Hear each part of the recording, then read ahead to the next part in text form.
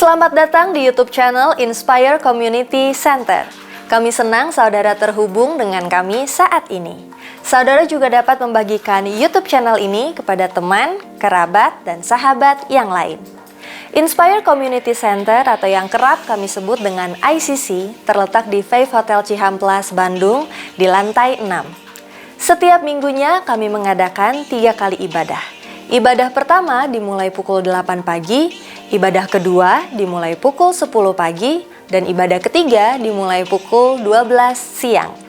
Setiap ibadah disertai juga dengan ibadah anak-anak atau yang kami sebut dengan iKids. Jadi tunggu apa lagi? Mari beribadah bersama dengan kami. Saudara, untuk dapat bertumbuh kita memerlukan orang lain. Dan ICC memiliki komunitas kecil yang kami namakan iClick. Dalam iClick, kita bisa bersekutu bersama saudara seiman lainnya, saling membangun dan juga menguatkan. Tersedia komunitas kecil untuk keluarga atau married couple, single, dan mahasiswa atau college. Saudara bisa memilih lokasi atau waktu yang sesuai dengan ketersediaan waktu saudara. Daftarnya di link berikut ini ya. Setiap hari itu baik, sebab ada Yesus bersama kita. Amin. Everyday with Jesus.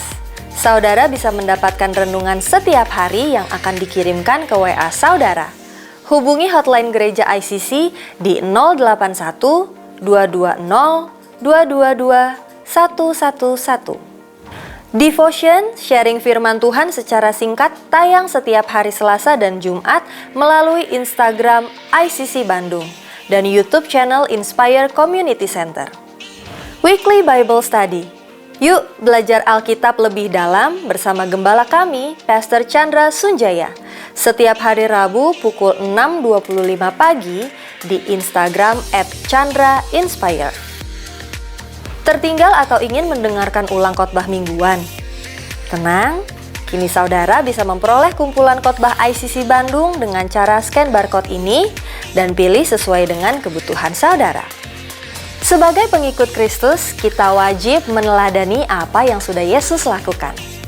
Baptis selam adalah salah satu tanda bahwa kita percaya kepada Tuhan. Baptisan selam diadakan pukul 12 siang atau setelah ibadah kedua setiap minggunya atau weekday dengan appointment. Saudara bisa mendaftarkan diri mengikuti baptis selam di 081 220 222 111.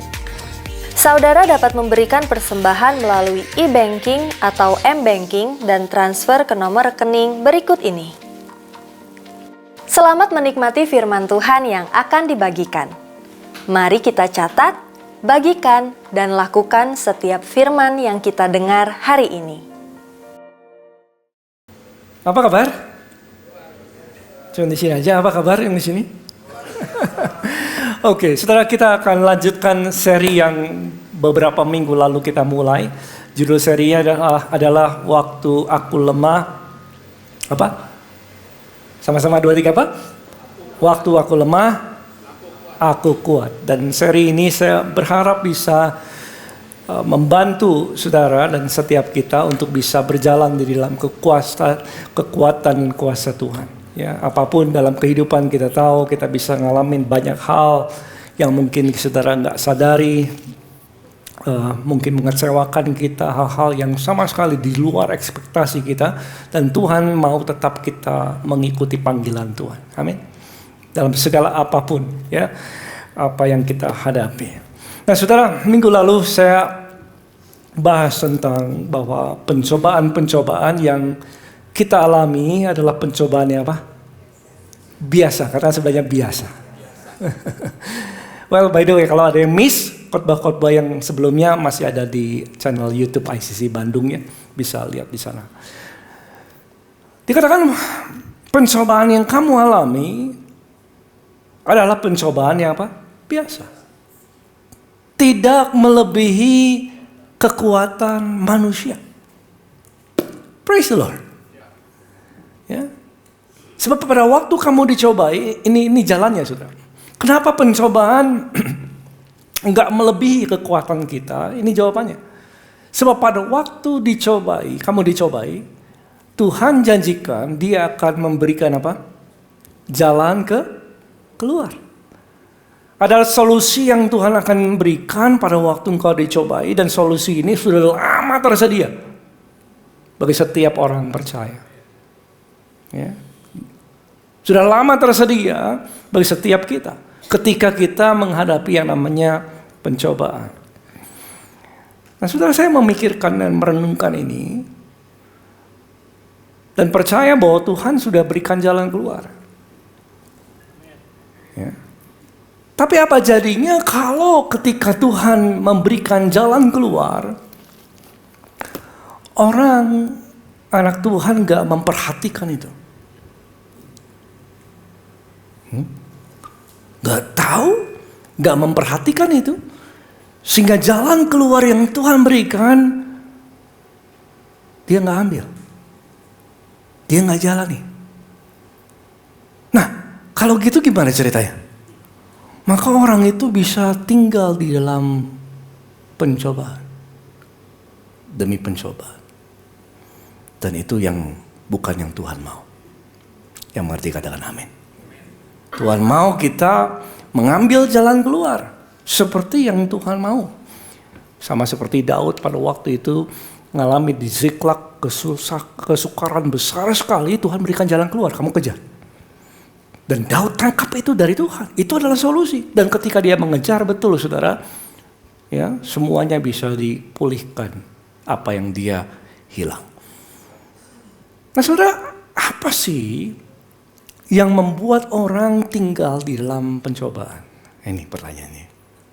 Ya. Janji Tuhan adalah dia akan berikan kita jalan keluar. Tapi apa jadinya kalau orang tetap membawa dirinya ke dalam pencobaan demi pencobaan terus? Dia gak bisa nangkap ini jalan Tuhan, ini solusi daripada Tuhan, ini firman Tuhan yang bisa membuat saya sehat, sembuh, dan memulihkan kehidupan saya. Tapi saudara, orang gak nangkep itu. Nah saudara, ada satu hal yang kita akan pelajari dan mungkin akan nyangkut sama semua orang di sini. Siapapun kita, mau kita baru dibaptis kemarin, mau kita 20 tahun ikut Tuhan, ya, ada satu janji Tuhan yang firman Tuhan yang dikatakan dalam Filipi 1 ayat 9. Mari yang semangat katakan amin. Ya, lihat ini dikatakan begini. Dan inilah doaku, ini doa Paulus, saudaraku. Semoga kasihmu makin apa? Berlimpah. Semoga kasihmu makin berlimpah dalam apa? Dalam pengetahuan yang benar. Dan dalam segala apa? Pengertian, macam pengertian. Jadi orang-orang yang mengasihi Tuhan, ini tandanya. Orang-orang yang mengasihi Tuhan, yang kasihnya melimpah sama Tuhan, tandanya adalah dia akan bertumbuh dalam pengetahuan. Ya.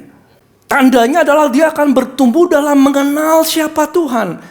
Dia merenungkan firman Tuhan, mengenal siapa dia, siapa, apa jalan-jalannya, siapa Tuhan, karakternya dan lain sebagainya. Dan dalam segala macam pengertian. Dan dikatakan, buat apa itu semua? Bukan sebagai teori saja, saudara, ayat 10. Supaya kamu apa? Dapat memilih.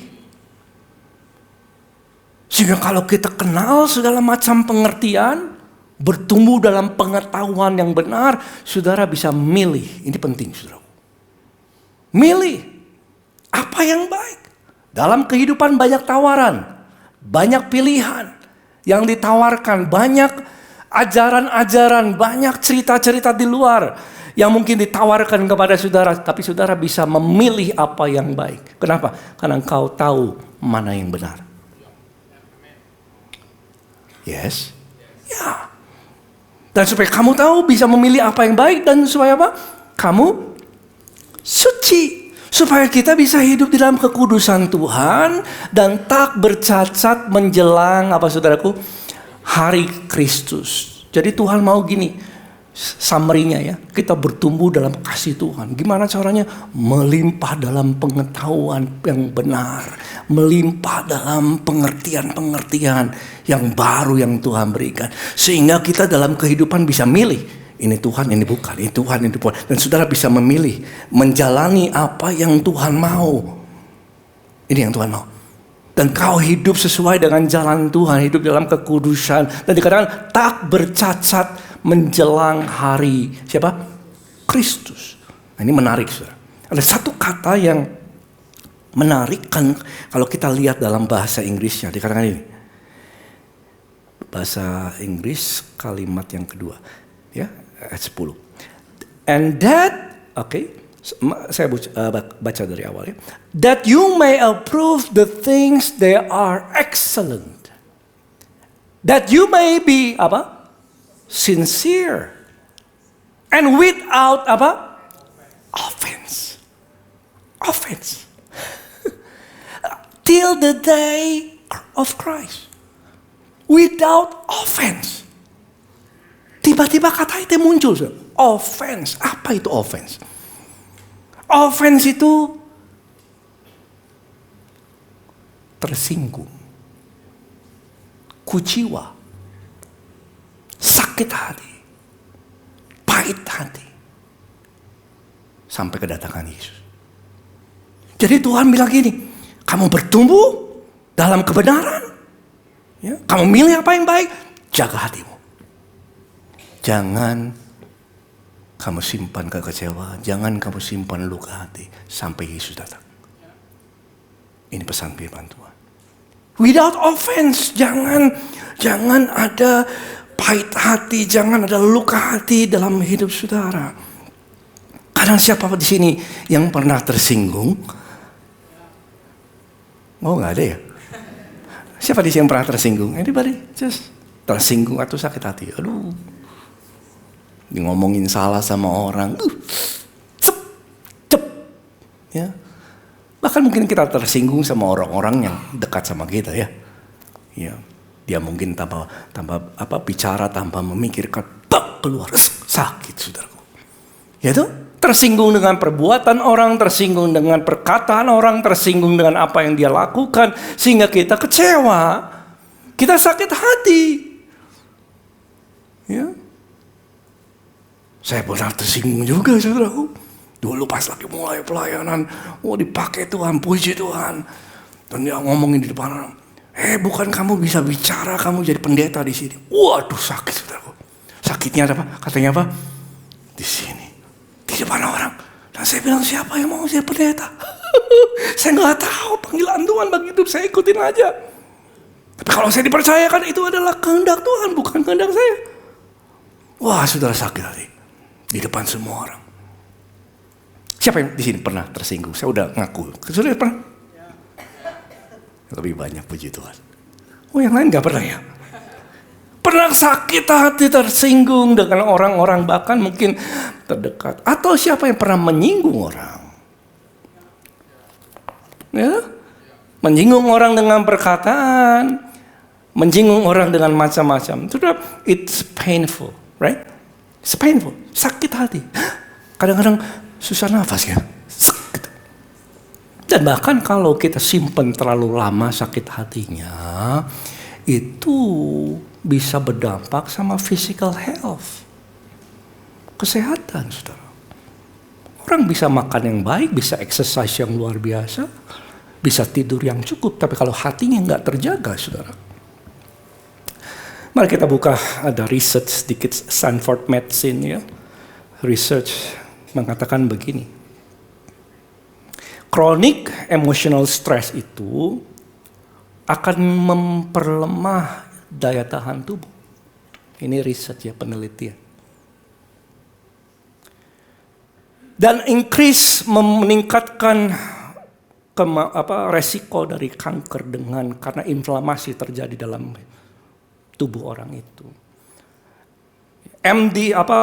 Anderson Cancer Center bicaranya gini, elevated cortisol level, jadi hormon stres. Kalau orang marah, orang sakit hati, hormon stresnya naik, gitu. Dan kalau itu lama, prolonged stress akan menciptakan lingkungan yang konduktif untuk terciptanya sel kanker dalam hidup seseorang. Chronic anger juga sama, marah yang luar biasa, kronik ya, terus-terus gitu. Is linked to higher risk of prostate, lung, and colorectal cancers. Jadi dampaknya besar. Kalau orang marah kronik terus gitu simpen luka hati dan panjang, saudara. Dampak bagi kesehatannya. Saudara, firman Tuhan mengajarkan kita untuk jaga hati dan setiap kita pernah terluka. Dan kalau orang gak jaga hatinya, dampaknya bisa besar sama dirinya dan sama orang lain.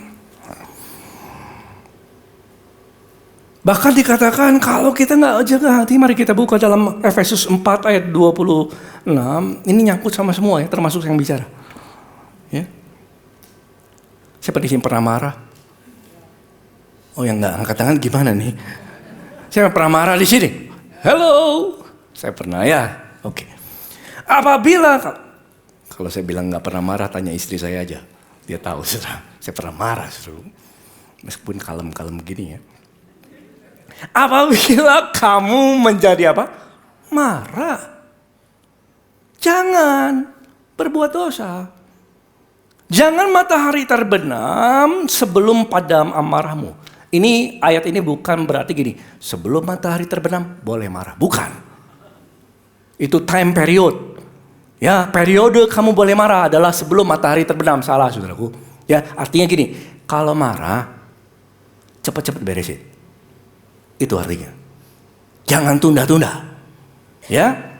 Jangan matahari terbang sebelum padam amarah. Loh kenapa sih kalau marah marah nggak harus cepat diberesin? Gini saudara, ayat selanjutnya. Karena engkau kalau marah akan buat kesempatan. Kepada siapa? Nah itu dia. Kepada iblis. Ini masalahnya. Kalau orang simpen amarah, simpen kebencian, simpen luka hati, dia sedang membuat party, membuat pesta, kasih kesempatan atau peluang bagi iblis datang dalam hidupnya dan mendatangkan pencobaan. That's the problem.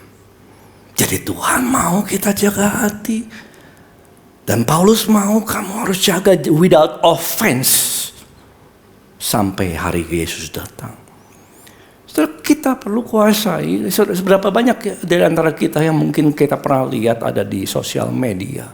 Orang kalau lepas amarahnya, saudara, lepas amarahnya mau orang itu pinter kayak mau orang itu hebat kayak kaya kayak doesn't matter. If you lose it, you lose it. Tiba-tiba disenggol mobilnya keluar, wah marah-marah. Do something stupid ya. Lakukan sesuatu yang bodoh, setelah itu menyesal. Betul gak? Ya. Kenapa gak dikuasai? Dia bilang, aduh saya gak sadar tadi. Ya, kok bisa demikian? Saudara, iblis bekerja atas pada waktu orang gak jaga hatinya. Pada waktu orang terluka, pada orang marah, mudah marah dan lain sebagainya, iblis bekerja di dalam kehidupan orang-orang yang demikian. Sudah ingat Kain? This is the beginning of the Bible. Hidup Kain, lihat Habel diterima persembahannya, dia nggak iri hati, saudara. Dia ngambek. Apa yang terjadi? Dosa sudah ngintip dia. Dan iblis bekerja atasnya, saudaraku. Dia bunuh Habel. Sudah ingat Saul? Raja Saul? Dia dengar nyanyian Daud lebih, ini bahasa saya saudara, Daud lebih hebat daripada Saul. Iri hati dia. Di mana ada iri hati, di mana ada amarah, iblis bekerja. Dan iblis hinggap sama dia. Dan apa yang terjadi? Dia bunuh Saul, dia mau bunuh Daud. Dan itu yang terjadi. Ketika orang gak menjaga hati, dia buka kesempatan untuk iblis bekerja. That's the problem. Dan masalahnya semua orang di sini pernah sakit hati. Mungkin sakit hati sama orang, sakit hati sama teman, sakit hati sama siapapun keluarga kita. Karena di antara kita nggak pernah nyakiti orang lain juga ada aja, saudaraku. Banyak kekecewaan yang orang bisa alami, ya nggak dalam kehidupan bisa. Orang bisa kecewa dengan banyak hal. Bisa kecewa sama Tuhan nggak? Bisa. Siapa yang pernah kecewa sama Tuhan? Jangan angkat tangan ya. Siapa yang pernah kecewa sama Tuhan? Banyak, saudaraku. Oh, Tuhan Yesus kan sempurna, nggak pernah mengecewakan orang. Siapa bilang? Pengajaran Yesus kadang-kadang keras dan sukar untuk diterima. Kalau kira-kira Yesus datang ke bait Allah dan bongkar semua burung merpati, saudara, jualan, kira-kira apa tanggapanmu? Mungkin viral di mana-mana sekarang. Dan Yesus berkata keras, akulah roti yang turun dari surga, dan orang-orang nggak bisa terima itu. Dan ketika nggak terima perkataan Yesus, dibilang keras omongannya dia. Dan mereka kecewa, mereka tersinggung, marah sama Yesus. Dan itu terjadi dan dikatakan, dan ketika itu mereka ngomong begini, bicara ini, perkataan ini keras, siapa yang sanggup mendengarkan perkataan kayak gitu? Dan bahkan murid-muridnya pun demikian. Tersinggung semuanya. Lihat ini, ayat 61 bahasa Inggrisnya ya. John 6:61. When Jesus knew in himself that his disciples complain. Ini murid, saudara. Kelasnya murid. Bukan orang Yahudi aja. Ini murid sudah komplain nih. About this. Kenapa? Karena perkataan Yesus keras. He said to them, does this, apa? Sama-sama, 2, 3 apa? Does this offend you? Apakah aku ini tadi perkataan tadi melukai hatimu? Menyinggung kamu? Dan tiba-tiba saudara, mereka Yohanes 6:6. 6:6 saudara. Tiba-tiba murid-murid mulai waktu itu. Kapan waktu itu? Pada waktu kuciwa. Pada waktu sakit hati. Pada waktu tersinggung, banyak murid-muridnya mengundurkan diri dan tidak lagi ikut Yesus. Tahukah saudara, sakit hati itu membawa pemisahan. Kalau orang nggak jaga hatinya, itu dia akan memisahkan diri dengan teratur. Orang sakit hati sama Tuhan. Sudah pernah lihat orang yang undur dari Tuhan? Undur dari pelayanan, undur dari ibadahnya. Kenapa? Karena sakit hati. Lagi kecewa. Orang yang kecewa dan gak bisa jaga hatinya akan memisahkan dirinya. Itu masalahnya, saudara. Dan kita bisa kecewa sama Tuhan karena kita gak mengerti segalanya tentang Tuhan. Kita bisa kecewa, dan ini kelasnya murid ya, bukan kelasnya mungkin orang yang baru percaya 1 hari. Saudara, orang bisa kecewa sama Tuhan, bisa kecewa sama orang lain. Bisa gak kecewa sama orang lain? Sudah pernah kecewanya karena apa? Mungkin karena bahasa kerennya miskom. Ada miskom nih. Dia joking tuh. Si orang ini joking, tapi saudara gak merasa itu joke. Itu mempermalukan. Aku kan cuma guyon tadi. Enggak. Tadi lu ngomong begitu, gua malu di depan orang. Tersinggung. Atau bahasa Jermannya tersungging, saudara. Sakit hati. Atau kita sakit hati mungkin karena gak merasa dihargain. Diignore aja. Gak merasa diakui, kita sakit hati. Atau mungkin kita bisa sakit hati sama orang karena hal yang lain. Karena mungkin nggak merasa bahwa dia anggap bahwa kita itu nggak ada, atau memang beda perbedaan, saudaraku. Ya. Orang bisa kecewa dengan banyak hal. Orang bisa kecewa juga sama keadaan, bisa. Apalagi kalau saudara mulai bertumbuh dalam Tuhan, mulai ibadah rajin, mulai melayani, mulai sungguh-sungguh, aku mau serahkan hidupku sama Tuhan. Dulu lagunya apa ya? Ku mau cinta Yesus selamanya. Aku serahkan hidupku sama Tuhan. Ini cerita aku sih. Ya, lagi curhat. Jalan serta Yesus, serahkan hidup sama Tuhan. Tiba-tiba saudaraku, hidupku jadi berubah. Haleluya. Berubahnya apa? Kok mobil dirampok? Kok mobil terguling? Kok ada maling masuk ke rumah, muncul di koran. Yang tadinya nggak ada. Oh, saya nggak ngerti, saudaraku. Dan firman Tuhan catat begini. Markus 4, jangan tegang ya sini ya, aman-aman aja, saudara. Ya, Markus 4 ayat 17.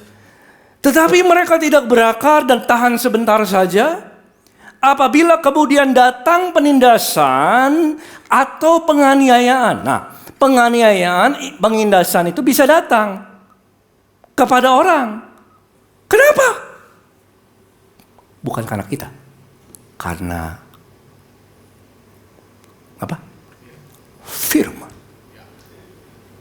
Karena engkau terima firman Tuhan. Kalau engkau mau hidup sungguh-sungguh sama Tuhan. Karena firman itu, iblis bisa menindas. Iblis bisa mengadakan penganiayaan sehingga orang bisa berpaling dari Tuhan. Itu maksudnya, saudaraku. Ya. Makanya ini sering terjadi dalam kehidupan orang percaya. Kalau saudara, siapa yang di sini main olahraga, basket atau yang lain? Kalau saudara nggak pegang bola, mungkin orang nggak apa-apa. Tapi ketika kau pegang bola, semuanya jadi kasar. Itu ya. Ya kalau saudara main sepak bola sendiri, kalau nggak pakai pegang bolanya, everybody is quiet, oke aja. But once you have the ball, tiba-tiba semuanya jadi sliding. Bah, waduh, kok kasar-kasar amat, tadi baik-baik. Kenapa? Because you have the ball. Karena saudara punya bolanya. Makanya di dalam Tuhan ketika kita sungguh-sungguh serahkan hidup kita sama Tuhan, firman itu tersimpan dalam hatimu, penganiayaan bisa datang. Tapi ketahuilah bahwa Tuhan telah mengalahkan dunia. Amin. Ya, dan kita bisa kecewa dengan banyak hal. Dan Tuhan mau kita jaga hati supaya ketika kita dicobai, Tuhan mau kasih kita jalan keluar. Dan kalau engkau enggak, ini saya summary ini ya saudara. Ketika engkau bertumbuh dalam Tuhan, iblis bisa datang mencobai. Dan ketika datang pencobaan, firman Tuhan katakan pada waktu kamu dicobai, dia akan memberikan apa? Jalan keluar. Tapi ketika kalau orang enggak jaga hatinya, dia enggak lihat itu.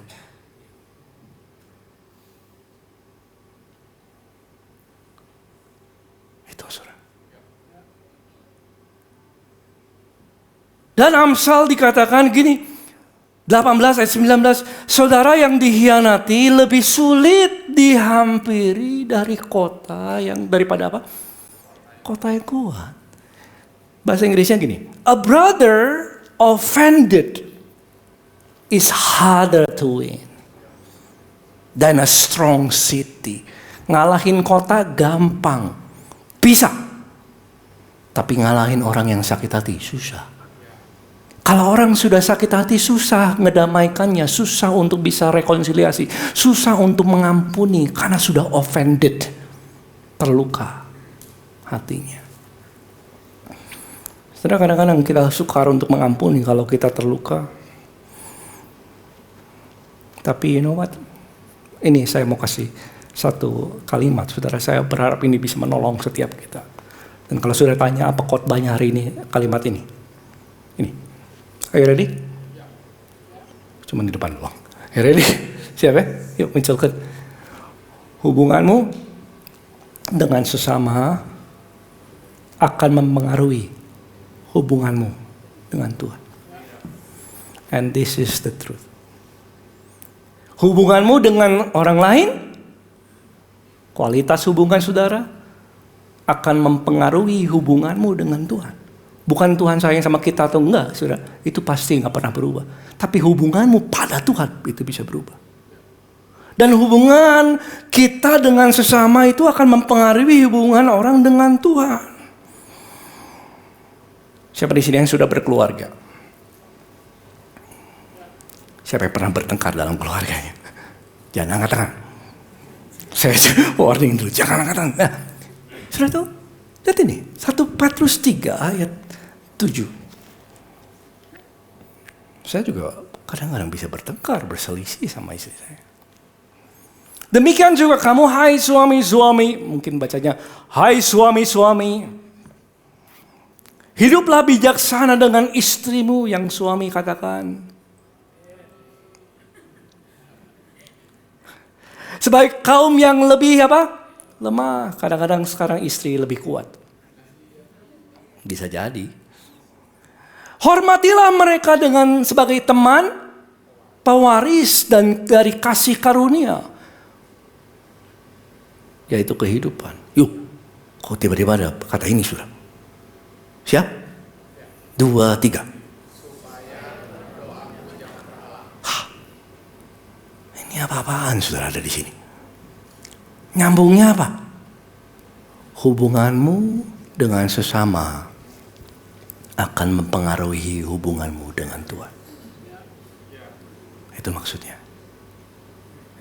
Ketika kita di dalam kekesalan, dalam perselisihan gak diberesin, saudaraku, maka doamu terhalang, simpel sederhananya gini, doa saudara jadi gak efektif.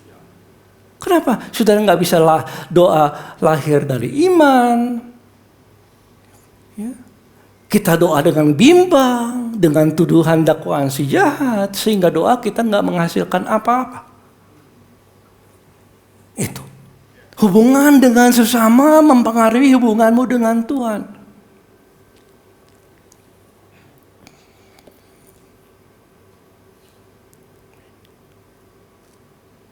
Amin. Bahkan bisa nahan berkat yang seharusnya orang ngalamin.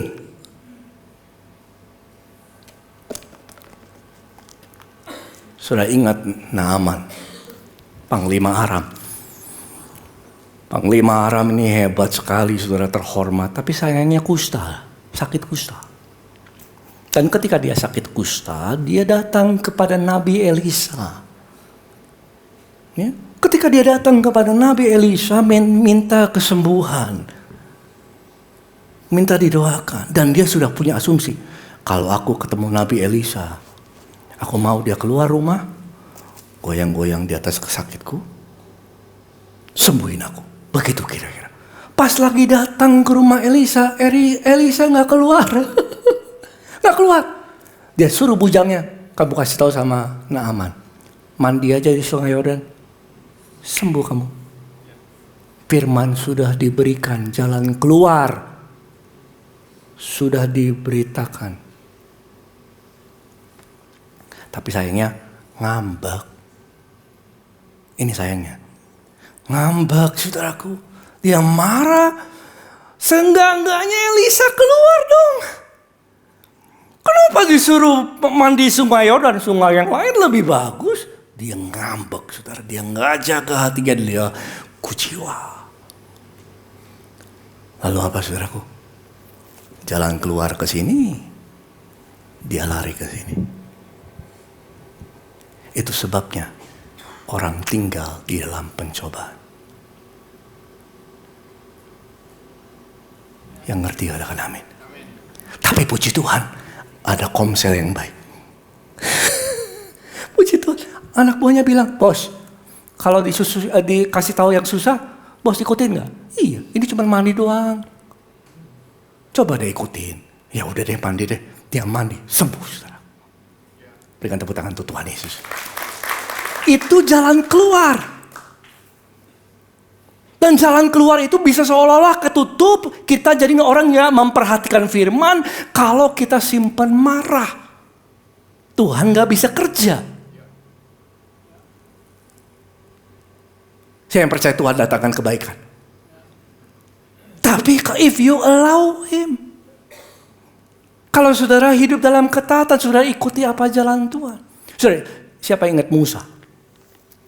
Wah, Musa menghadapi bangsa Israel, saudaraku, keluar dari perbudakan Mesir, bawa 2 juta orang yang tegar tengkuk. Itu capek hati, saudaraku. Capek hati. Kalau bahasa Jermannya alama. Ya, susah, saudaraku. Dan ketika satu hari di satu tempat di namanya Meriba, siapa yang mau pergi ke tanah perjanjian? Carilah sesuai imanmu, saudara. Pergi ke Meriba, gak ada air. Ngambek semuanya. Udahlah, lebih baik kita pulang ke Mesir. Lebih baik kita pulang ke Mesir. Di situ ada semangka, ada bawang, ada ada yang lain. Kenapa kita harus mati di padang gurun? Gak ada air lagi. Ngambek mereka semua, saudara. Dan ketika mereka ngambek, Musa juga naik, saudaranya.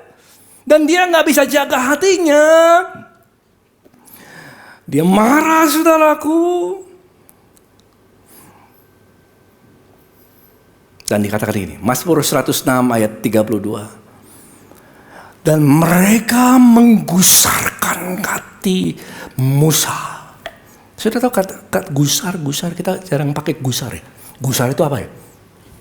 Apa ya? Gusar aja gitu. Susah ngomongnya. Gusar. Gitu. Kalau bahasa Sunda nama ya kesel gitu ya. Menggusarkan Musa dia dekat air Meriba. Sehingga Musa kenapa?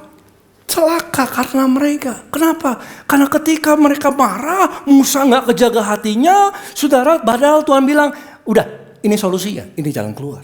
Dari pencobaan ini jalan keluarnya. Kamu bilang sama gunung ini, bicara supaya dia keluarkan airnya. Itu jalan keluar. Tapi Musa marah, sudah gak jaga hatinya, dia ambil tongkatnya, dia pukul. Jabrat 2 kali. Dan dia bilang, kamu ini orang pemberontak semua. Waduh, saudaraku. Gusar hatinya. Kena celaka. Kenapa kena celaka? Lanjutin. Sebab mereka memahitkan hatinya. Sehingga Musa, sama-sama apa? Teledor dengan kata-katanya. Tahukah saudara ada orang yang datang masuk ke dalam pencobaan karena kata-katanya yang tidak terjaga. Ya. Hidup mati dikuasai oleh Amsal 18 ayat 21. Siapa yang suka mengemakannya akan memakan buahnya. Saudara. Musa teledor karena hatinya pahit, gak kejaga, meluap dia, saudara. Padahal solusi sudah ada. Dan firman Tuhan katakan, bilangan 20 ayat 12 maaf. Itu sebabnya kamu gak akan membawa jemaah ini masuk ke negeri yang kuberikan kepada mereka. Musa kehilangan berkat itu, saudaraku. Janji Tuhan, dia gak ngalamin itu. Ini dalam perjanjian lama, saudaraku. Dalam perjanjian baru Tuhan menegur kita lewat firman-Nya. Katakan sebelahnya, jaga hati. Amin. Ya, hubungan dengan sesama apa? Mempengaruhi hubunganmu dengan Tuhan. Siapa yang ingin kalau dicobai jangan lama-lama? Atau pengen terus-terus? Nggak ada ya, saudaraku. Semua kita kalau dicobai, cepat ambil jalan keluar yang Tuhan beri. Karena dia setia. Saudara ingat ya Ayub? Ayub ini orang luar biasa, saudaraku. Dia orang yang takut akan Tuhan, cinta sama Tuhan.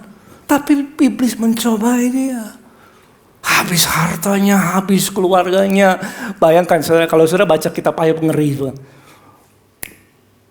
Anakmu, ini bahasa saya saudara. Anakmu lagi pesta, angin datang, rubuh.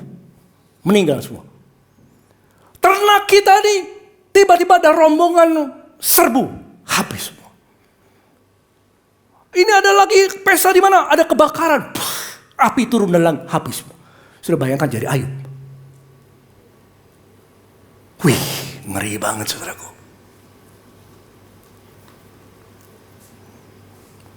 Terus teman-temannya datang. Kedengeran juga.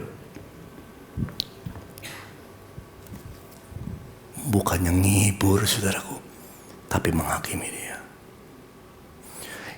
Ini bahasa saya, kalau nggak lama nanti. Dia bilang gini, teman-temannya nih, beberapa temannya, Ayub sebenarnya kamu luarnya aja baik, kamu tuh hatinya busuk. Waduh, saudara. Sakitnya apa? Dan Ayub bilang, kamu penghibur sialan semua. Datang bukan yang nguatin aku nih lagi sedang dalam masalah, kamu malah menghakimi dan lain sebagainya. Sakit hati. Sudah hilang karena pencobaan? Bayangkan ini saudaraku, hilang banyak, rugi banyak karena penindasan, karena pencobaan si jahat, disakiti oleh teman-temannya, sakit di sini. Tapi Tuhan mau memberikan dia jalan keluar. Yang setuju percaya katakan amin. Kapan? Kapan? Lihat ini saudaraku. Ayub 42 ayat ke-10. Lalu Tuhan memulihkan keadaan Ayub. Yang mau dipulihkan katakan amin. Setelah apa? Dia meminta doa untuk sahabat-sahabatnya. Dalam tanda kurung yang telah melukai hatinya. Dan Tuhan memberikan kepada Ayub 2 kali lipat dari segala kepunyaannya dahulu. Itulah Tuhan kita. Berikan tepuk tangan untuk dia. Haleluya, itu Tuhan kita saudara. Yang selalu memberikan jalan keluar kepada kita. Yang selalu rindu, aku datang untuk memberikan kamu hidup dan hidup dalam segala kelimpahan. Itu Tuhan kita. Tapi kau harus jaga hati. This is your part. Ini bagian kita, jaga hatimu. Sehingga ketika solusi ada, sudah perhatikan firman Tuhan.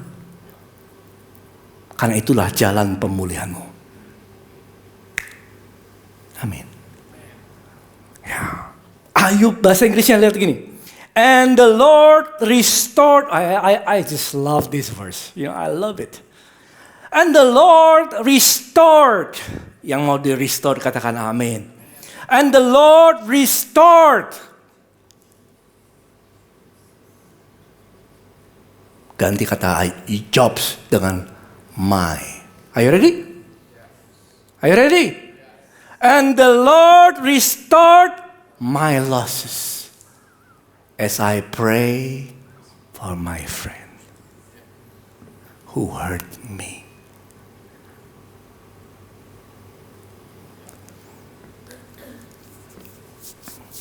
Amin. Siapa yang mau ngalamin pemulihan daripada Tuhan, jangan lama-lama tinggal dalam pencobaan, saudara. Karena Tuhan sudah berikan jalan keluar untuk pemulihanmu. Kalau kita mau lepas dari kecewa dan offended, merasa sakit hati dan lain sebagainya. Dan saya tahu, saudara, gini. Saya tahu setiap kita nggak sempurna. Setiap kita pernah nyakitin orang, pernah disakiti dengan macam-macam hal. Dan ada di antara kita yang mungkin di antara kita. Kali ini saya nggak bilang yang di luar sana, saudara. Kali ini di sini. Ya. Ada mungkin di antara kita yang nggak lepas-lepas dari pencobaan, bukan karena Tuhan, tapi karena kita mungkin nggak pelihara yang namanya sakit hati itu.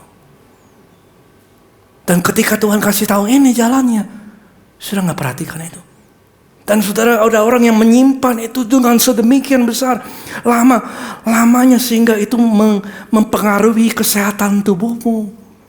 Sehingga ada orang yang mulai sakit karena dia selalu stres dan marah. Dan iblis bisa datangkan pencobaan sama orang itu. Bisa jadi. Atau mungkin selama ini ada orang Kristen yang doanya terhalang. Doanya jadi nggak efektif ketika dia dalam pencobaan. Dia berdoa, Tuhan tolong. Tuhan tolong aku, Tuhan tolong ini dan lain sebagainya. Tapi doa kita jadi nggak efektif. Kenapa? Kita nggak bisa doa yang lahir dari iman. Kita doanya bimbang. Kenapa? Karena ada perselisihan di dalam hati saudara terhadap orang lain. Makanya Yesus katakan, kalau engkau datang mempersembahkan sesuatu dan kau ingat. Ada ayatnya ya. Kalau engkau datang mempersembahkan sesuatu dan kau ingat akan saudaramu, tinggalkan itu. Lihat ini, Matius 5 ayat 23. Jika engkau mempersembahkan, di atas ya. Jika engkau mempersembahkan persembahanmu, di atas mezbah, engkau teringat sesuatu akan dalam siapa? Dalam apa ini? Dalam hatimu terhadap saudaramu. Terus ngapain? 20 buat apa? Beresin. Beresin dulu. Tinggalkan persembahanmu di mezbah itu. Pergilah berdamai. Ini Yesus sendiri yang sampaikan. Beresin dulu, berdamai. Katakan, saya berdamai dengan saudaramu. Lalu kembali. Persembahkan persembahanmu ini. Karena hubunganmu dengan sesama akan mempengaruhi hubunganmu dengan Tuhan. Dan Tuhan mau kita dipulihkan, Tuhan mau kita dibawa ke dalam jalan keluar yang Tuhan mau. Tapi kita perlu menjaga hati saudara. Dan sayangnya di antara kita semua orang pernah sakit hati. Semua orang pernah dikatakan gak baik sama orang lain. Semua orang pernah dilakukan gak adil karena dunia ini, this is the fallen world. Kita hidup dalam dunia yang sudah lahir ke dalam dosa, saudaraku, manusia. Bisa saling menyakiti. Dan mungkin selama ini doa kita jadi terhalang. Pastor, gimana kalau saya mungkin menyinggung orang lain, menyinggung sesama? Berhenti, saudaraku. Kenapa? Gini, kalau kita melukai hati orang lain dengan perkataan kita, bertobatlah.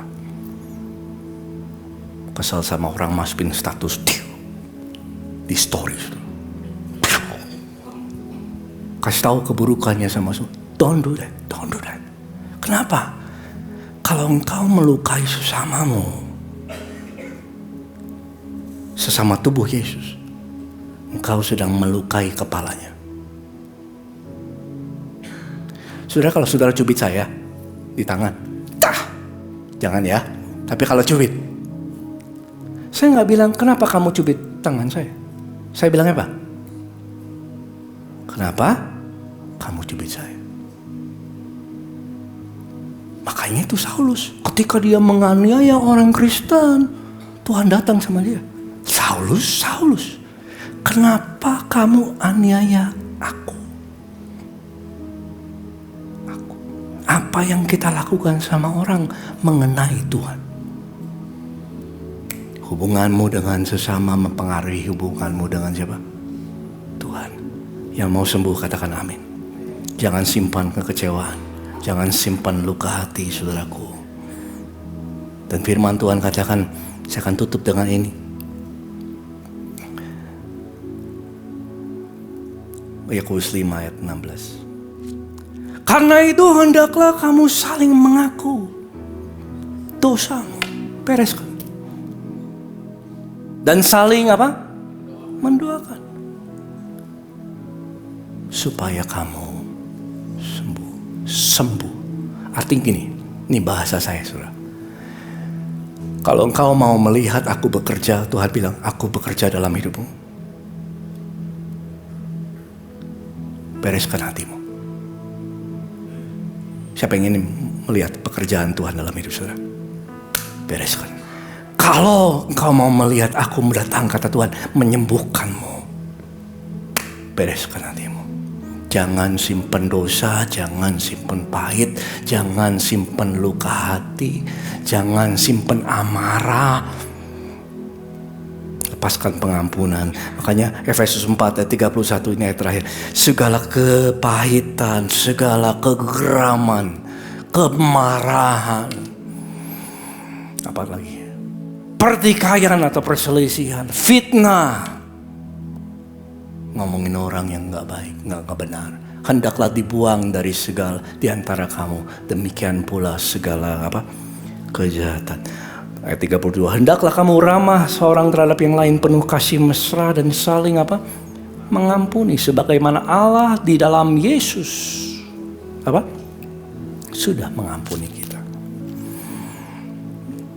Pesan Tuhan atas setiap kita adalah hubunganmu dengan sesama mempengaruhi hubunganmu dengan Tuhan.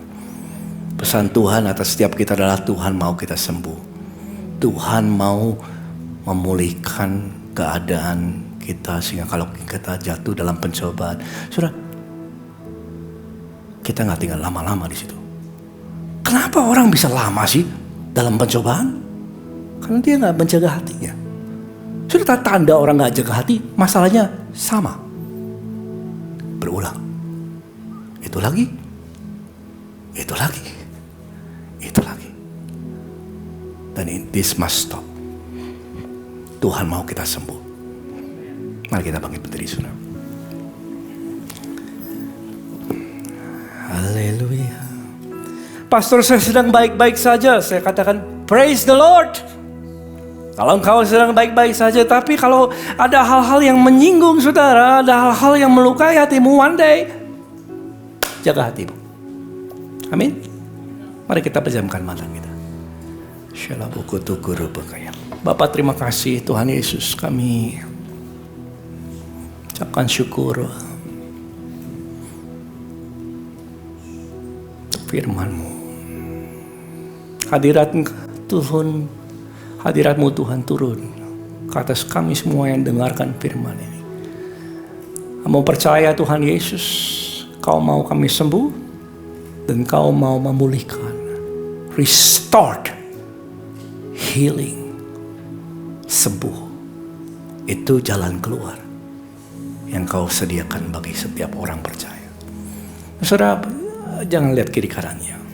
Pejamkan mata saudara. Kalau di antara saudara ada yang masih simpen sakit hati, ada orang-orang yang telah melukai saudara, dan kalau engkau ketemu sama dia, kau mau menghindar, itu tandanya mungkin kau pernah terluka sama dia. Kalau saudara ingat namanya, saudara kesal, itu tandanya engkau masih menyimpan sakit hati. Kalau engkau itu, ketahuilah bahwa Tuhan mau engkau sembuh.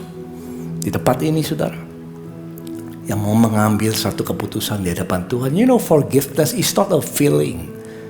Pengampunan itu bukan perasaan. Pengampunan itu adalah keputusan yang kau ambil dengan iman di hadapan Tuhan. Dan saat ini sama seperti Ayub mendoakan temannya. Sama seperti Yesus di kayu salib mendoakan orang-orang yang menganiaya dia. Bapa, ampunilah mereka karena mereka gak tahu apa mereka perbuat. Sama seperti itu. Tuhan mau kau mendoakan orang-orang yang melukai saudara, melepaskan pengampunanmu bagi dia.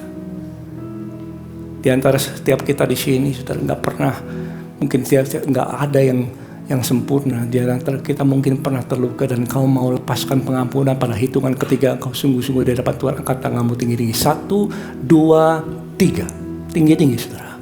Depan, belakang, kiri dan kanan. Kau lihat tangan-tangan yang terangkat ya Tuhan. Mereka telah terluka banyak hal mungkin. Dengan perkataan orang, dengan hal-hal yang mereka alami. Saudara mulai doakan orang itu. Siapa yang melukai saudara? Sebut itu namanya di hadapan Tuhan. Tuhan, aku lepaskan pengampunan. Mungkin itu orang tuamu.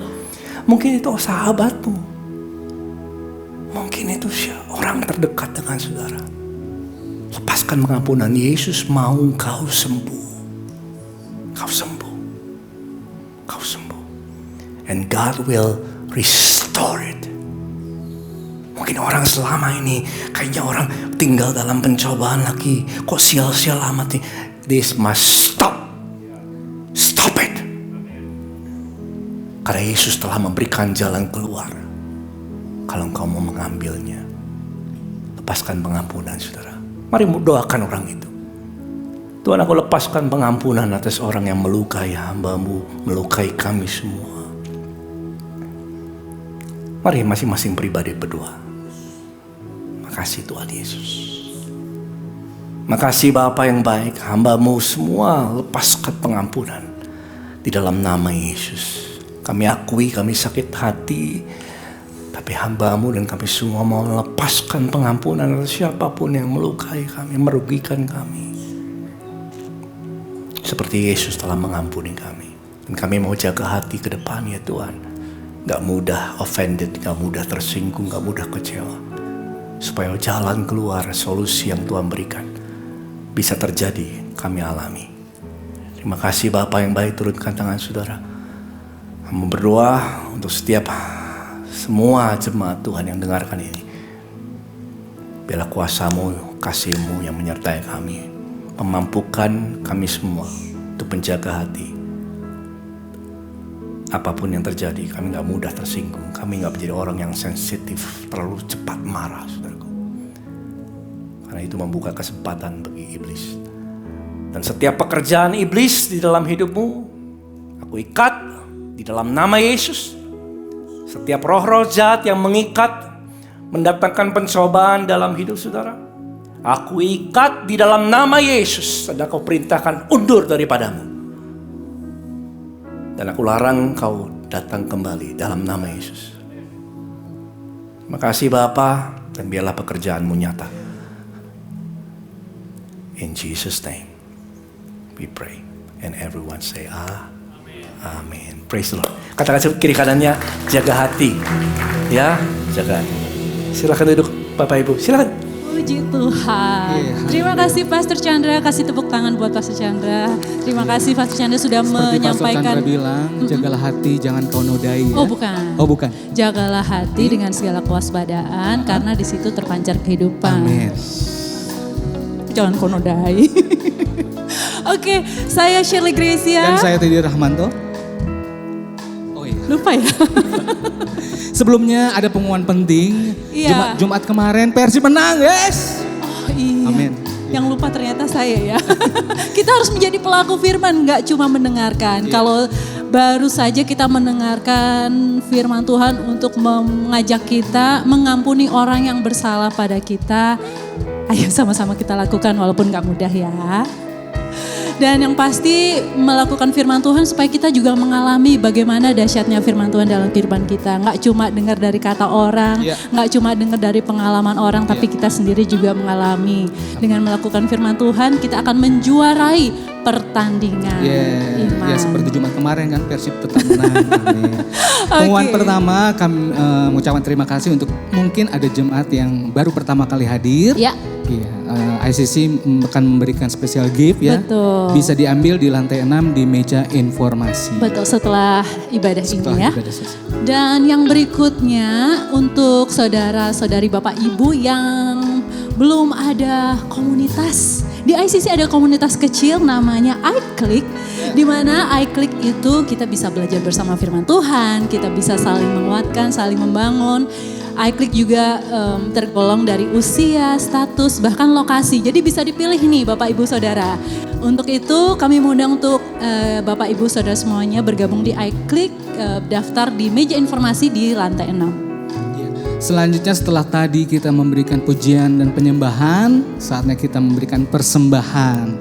Nah persembahan bisa Dari mana aja tuh? e-banking, Oke. m-banking, bisa juga transfer, bisa juga cash, bisa dimasukkan ke amplop yang di depan saudara dan masukkan ke dalam kotaknya. Betul, kotak yang ada di ujung Ada sana mesin ya. NDC juga di bawah. Kok NDC? NDC mah grup dong. Oke, informasi yang berikutnya untuk teman-teman saya. Halo Youth. Ya, halo. Ngaku ya berapa tahun yang lalu ya. Oke, untuk Youth ada kabar gembira, ada camp perdana untuk Youth. Nah, jadi teman-teman Youth bisa luangkan waktu, save the date, please save the date, Juli tanggal 11-12. Tanggal berapa? 11-12, oke. Untuk daftar camp perdana di Villa Air di Istana Bunga dengan tema Dreamcatcher. Jadi buat Bapak Ibu yang punya anak-anak youth, daftarkan juga ya. Yaitu ada scan QR yang ada di sebelah sini. Dan selanjutnya pengumuman terakhir, Bapak Ibu bisa mendapatkan khotbah-khotbah yang sebelumnya yang mungkin Bapak Ibu belum dengar atau ingin dengar kembali, Bapak Ibu bisa scan barcode di sini. Belibet ya ngomongnya. Iya. Langsung pilih khotbah apa aja yang diperlukan. Saat ini saya merasa seperti ini gitu-gitu. Banyak sekali khotbah-khotbah yang memberkati di ICC. Betul banget. Iya. Demikian pengumuman dari kami. Burung Nuri hingga Pidahan. Cakep. Jemaat kami bangkit berdiri, kita akan mendapatkan berkat dari Tuhan.